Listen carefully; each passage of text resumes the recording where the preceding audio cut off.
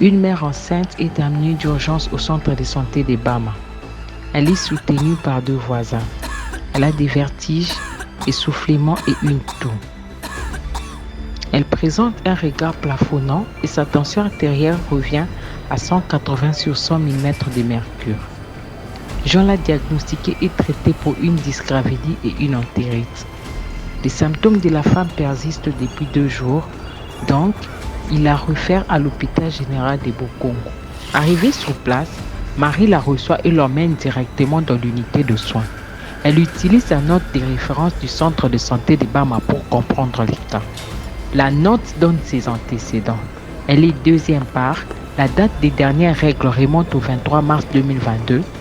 La date probable d'accouchement est le 28 décembre 2022 et l'âge de la grossesse est de 28 semaines d'aménorrhée. La note précise également que le centre de santé prend en charge sa dysgravidie et son entérite depuis 2 jours. Elle prend ses constantes. La saturation en oxygène à 80%, son pouls à 91 battements par minute, la température à 36 degrés Celsius. Les médecins procèdent à un examen physique. La patiente transpire et présente un édème des membres inférieurs. Il entend des rades crépitants lorsqu'elle respire et les bruits cardiaques sont irréguliers. Le médecin détermine qu'elle souffre d'une prééclampsie sévère compliquée d'un édème aigu du poumon. Il admet et s'assure qu'elle est allongée en position semi-assise. Il lui prescrivent des médicaments. Placer le lactate ringer à raison d'1 litre à faire couler pendant 6 heures.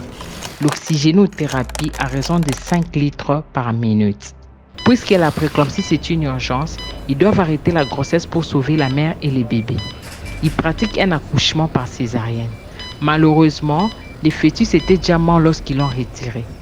Presque immédiatement, le cœur de la mère s'est arrêté de battre et malgré tous leurs efforts pour la réanimer, elle est morte sur la table d'opération.